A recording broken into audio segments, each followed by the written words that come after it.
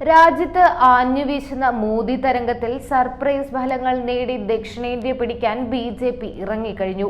ലോക്സഭാ തെരഞ്ഞെടുപ്പ് അടുത്തതോടെ വാശിയേറിയ പോരാട്ടത്തിനാണ് ബി.ജെ.പി. കളത്തിലിറങ്ങിയിരിക്കുന്നത്. രാജ്യത്ത് വീണ്ടും മോദി തരംഗം ആഞ്ഞടിക്കുമെന്നും വീണ്ടും പ്രധാനമന്ത്രിയായി അദ്ദേഹം അധികാരത്തിൽ വരുമെന്നും അതിനായി രാജ്യം ഒന്നാകെ ആകാംക്ഷയോടെ കാത്തിരിക്കുകയാണെന്നും വളരെയേറെ സന്തോഷത്തോടെ പറയുന്നത് മറ്റാരുമല്ല, മുതിർന്ന ബി.ജെ.പി. നേതാവായ ബസവരാജ് ബൊമ്മയാണ്. കർണാടക, തെലങ്കാന, ആന്ധ്രാപ്രദേശ്, തമിഴ്നാട് എന്നിവിടങ്ങളിൽ നിന്ന് ബി.ജെ.പി. പരമാവധി സീറ്റുകൾ നേടും. രാജ്യം മുഴുവൻ മോദിയെ വളരെ ആത്മവിശ്വാസത്തോടെയാണ് നോക്കിക്കാണുന്നതെന്നും അതിന്റെ ഫലം പാർട്ടിക്ക് ലഭിക്കുമെന്നും അദ്ദേഹം അവകാശപ്പെട്ടു. വരുന്ന ലോക്സഭാ തെരഞ്ഞെടുപ്പിൽ ദക്ഷിണേന്ത്യയിൽ നിന്ന് അതുകൊണ്ട് തന്നെ ഒരുപാട് സർപ്രൈസ് ഫലങ്ങൾ വരുമെന്നും കർണാടകയിൽ നിന്ന് മാത്രമായി ബി.ജെ.പിക്ക് 25-ലധികം സീറ്റുകൾ നേടാനാകുമെന്നും അതുപോലെ SC/ST വിഭാഗങ്ങൾ കോൺഗ്രസ് പാർട്ടിയിൽ നിരാശരാണെന്നും ബൊമ്മെ പറഞ്ഞു.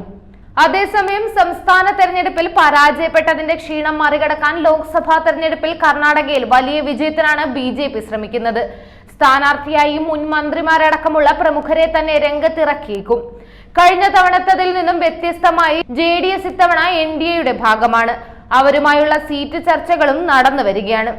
ബി.ജെ.പി. 3 സീറ്റുകളാണ് JDSന് വാഗ്ദാനം ചെയ്തതെങ്കിലും 6 സീറ്റ് കിട്ടണമെന്ന് HD കുമാരസ്വാമിയുടെയും കൂട്ടരുടെയും ആവശ്യം. ഇക്കാര്യത്തിൽ ഉടൻ തീരുമാനമെടുക്കുമെന്നും നേതാക്കൾ പറഞ്ഞു. നിരവധി ജാതികളെ SC/ST വിഭാഗത്തിൽ ഉൾപ്പെടുത്തിയിട്ടുണ്ടെങ്കിലും ക്വാട്ടയുടെ ശതമാനം ഉയർത്തിയിട്ടില്ല. ഗ്യാരണ്ടികളും പദ്ധതികളും നടപ്പിലാക്കുന്നതിനായി പ്രത്യേക ഘടക പദ്ധതി SCP ട്രൈബൽ സബ്പ്ലാൻ TSPയും 11,000 കോടി രൂപ വകമാറ്റിക്കൊണ്ട് നിലവിലെ കോൺഗ്രസ് സർക്കാർ ദളിതരോട് അനീതി കാട്ടിയെന്നും ബൊമ്മെ ആരോപിച്ചു. എന്തായാലും ബി.ജെ.പി. കൃത്യമായ പ്ലാനിങ്ങോടുകൂടിയാണ് ഇപ്പോൾ മുന്നോട്ട് പോകുന്നത്. ഇത്തവണയും ബി.ജെ.പി. തന്നെ കേന്ദ്രത്തിലെത്തുമെന്ന് തന്നെയാണ് കണക്കുകളും സൂചിപ്പിക്കുന്നത്.